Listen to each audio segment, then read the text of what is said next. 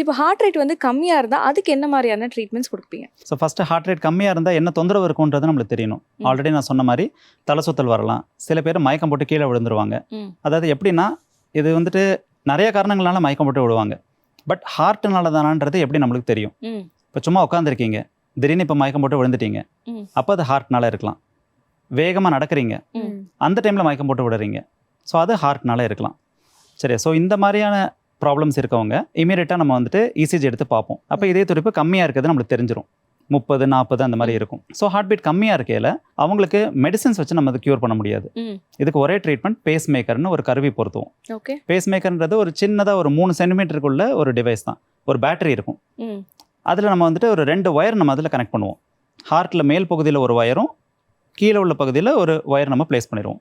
இது ரெண்டையும் நம்ம பேட்டரியில் கனெக்ட் பண்ணிடுவோம். அது எங்கே பொருத்துவோம்னா இந்த தோள்பட்டை கீழே இங்கே பொருத்திடுவோம். ஓகே. அது ஸ்கின்னுக்கும் ஃபேட்டுக்கும் கீழே நம்ம வச்சு தச்சிருவோம். ஸோ இது வந்துட்டு ஒரு டே கேர் ப்ரொசீஜர் மாதிரி தான். நம்ம இன்னைக்கு பண்ணோம்னா நாளைக்கே நம்ம டிஸ்சார்ஜ் பண்ணிடலாம். ஓகே.